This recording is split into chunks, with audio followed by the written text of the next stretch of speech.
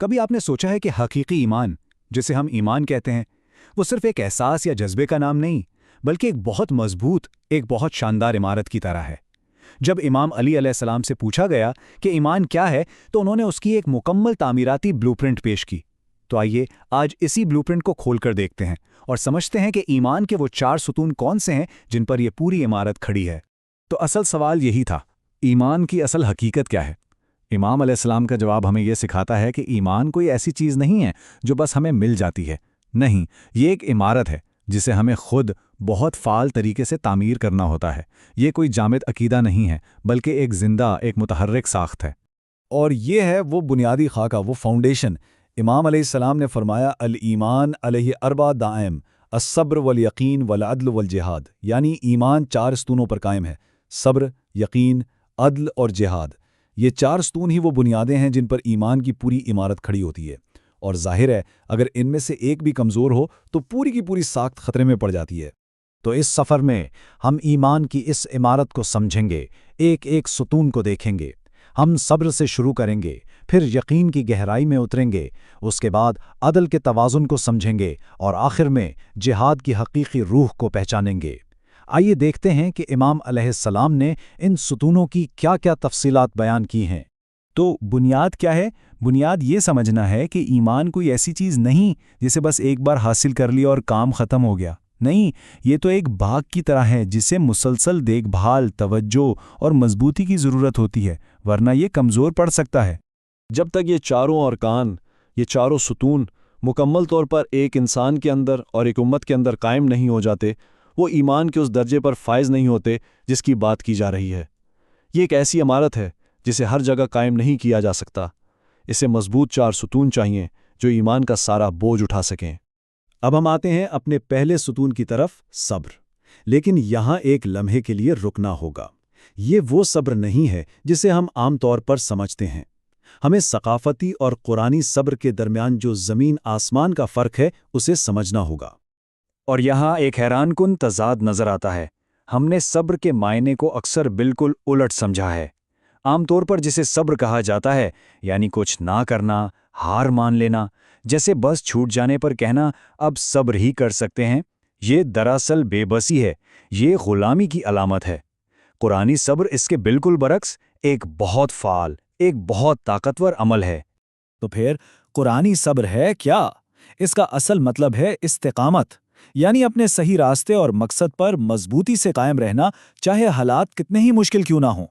مصائب کے پہاڑ بھی آپ کو اپنے موقف سے ہٹا نہ سکیں، اسی ڈٹے رہنے کا نام قرآن کی نظر میں صبر ہے۔ امام علیہ السلام اس کی مزید گہرائی میں جاتے ہوئے بتاتے ہیں کہ یہ استقامت 4 چیزوں سے مل کر بنتی ہے۔ پہلی شاخ ہے شوق، یعنی نیکی اور جنت کی اتنی شدید آرزو کہ وہ آپ کو ہر حال میں آگے بڑھنے پر مجبور کرے۔ دوسری شفق، یعنی خدا کے انصاف اور عذاب کا وہ خوف جو آپ کو غلط راستے پر جانے سے روکے رکھے۔ تیسری زہد، یعنی دنیا کی چیزوں سے ایسی بے رغبتی کہ ان کا ملنا یا چھن جانا آپ کی ہمت نہ توڑ سکے۔ اور چوتھی ترقب، یعنی اپنے اچھے انجام کی وہ پختہ امید جو ہر مشکل میں آپ کو حوصلہ دے۔ جب یہ چاروں ملتے ہیں تب جا کر صبر کا ستون مکمل ہوتا ہے۔ آئیے اب دوسرے ستون کی طرف بڑھتے ہیں اور دیکھتے ہیں کہ یہ کس طرح تعمیر ہوتا ہے۔ یہ ستون ہے یقین، یعنی ایسا اعتقاد جس میں کوئی شک نہ ہو، جو کبھی نہ ڈگمگائے۔ یہ ایمان کی فکری اور روحانی بنیاد ہے۔ ایک بات یاد رکھنے کی ہے، یقین کی ماں دلیل ہے۔ یہ سنی سنائی باتوں، وہم یا گمان سے پیدا نہیں ہوتا۔ قرآن بار بار کہتا ہے کہ ظن و گمان حق کو ذرہ برابر بھی ثابت نہیں کر سکتا۔ یقین وہ کامل علم ہے جو حقیقت کے مطابق ہو اور اس کی بنیاد دلیل و برہان پر ہو۔ یہ محض ایک خیال نہیں بلکہ عقل میں قائم ہونے والی ایک ٹھوس حقیقت ہے۔ یقین کا یہ ستون بھی 4 بنیادوں پر کھڑا ہے۔ پہلی ہے تبصرۃ الفتنہ، یعنی وہ عقلی بصیرت جو آپ کو فتنوں اور دھوکے کو پہچاننے کی صلاحیت دے۔ دوسری ہے تعویل الحکمہ، یعنی صرف ظاہری بات نہیں بلکہ حکمت کی گہرائی تک پہنچنے کی صلاحیت۔ تیسری ہے مواعظۃ العبرہ، یعنی تاریخ اور واقعات سے سبق سیکھنے کی صلاحیت تاکہ دوسروں کی غلطیوں سے سیکھا جائے۔ اور چوتھی ہے سنت الاولین، یعنی پچھلی قوموں کے عروج و زوال کے اصولوں کو سمجھنا تاکہ آپ وہی غلطیاں نہ دہرائیں۔ اب تیسرا ستون عدل۔ جب ہم عدل کا لفظ سنتے ہیں تو ہمارا ذہن فوراً سماجی انصاف کی طرف جاتا ہے نا؟ لیکن امام علیہ السلام اسے ایک بہت گہرے، بہت ذاتی معنی میں بیان فرما رہے ہیں، اور وہ ہے کامل اندرونی توازن۔ عدالت یعنی توازن، ایک ایسا نظام جس میں ہر چیز متوازن ہو، ہر شے اپنے مقام پر ہو، کسی کا توازن بگڑا ہوا نہ ہو۔ یہ وہ بنیاد ہے جس پر دین قائم ہے۔ قرآن کا فرمان ہے بالعدل قامت السماوات والارض، یعنی آسمان و زمین عدل کی بنیاد پر ہی قائم ہے۔ اچھا، تو اس توازن کو سمجھنے کے لیے حکماء نے انسان کی 3 بنیادی صلاحیتوں کی نشاندہی کی ہے۔ پہلی قوت فہم یا عقل ہے، جس کا کام ہے سمجھنا۔ دوسری قوت جاذبہ یا شہوت ہے، جو مال، دولت اور دوسری خواہشات کو اپنی طرف کھینچتی ہے۔ اور تیسری قوت دافعہ یا غضب ہے، جو خطروں اور دشمنوں کو دور کرتی ہے۔ اب دیکھیے کہ توازن کام کیسے کرتا ہے۔ ان تینوں صلاحیتوں کی 3 حالتیں ہو سکتی ہیں: کمی، زیادتی یا اعتدال یعنی بیلنس۔ مثال کے طور پر جب عقل حد سے بڑھ جائے تو وہ چالاکی اور شیطانت بن جاتی ہے، اگر کم ہو تو حماقت کہلاتی ہے، لیکن جب یہ اعتدال پر ہو تو اسے حکمت کہتے ہیں۔ اسی طرح خواہش کا توازن عفت ہے، اور غصے اور دفاع کی قوت کا توازن شجاعت ہے۔ اس کا مطلب یہ ہوا کہ ایک عادل انسان دراصل وہ ہے جو ایک ہی وقت میں صاحب حکمت بھی ہو، صاحب عفت بھی ہو اور صاحب شجاعت بھی ہو۔ جس نے اپنی عقل، اپنی خواہشات اور اپنی دفاعی قوت کو کامل توازن میں ڈھال لیا ہو، وہی حقیقی عادل پر قائم ہے۔ امام کی نظر میں ایک غیر متوازن شخص مومن کے درجے پر نہیں پہنچ سکتا۔ اور دوسرے ستونوں کی طرح عدل بھی 4 مزید خصوصیات پر قائم ہے: غائز الفہم یعنی چیزوں کو گہرائی میں جا کر سمجھنے کی صلاحیت، غور العلم یعنی علم کی تہہ تک پہنچنے کی جستجو تاکہ فیصلے لا علمی پر مبنی نہ ہوں، ظہرت الحکم یعنی ایسے فیصلے کرنے کی صلاحیت جو صاف، شفاف اور روشن ہوں، اور رساخت الحلم یعنی بردباری اور تحمل میں ایسی پختگی جو مشکل ترین حالات میں بھی توازن بگڑنے نہ دے۔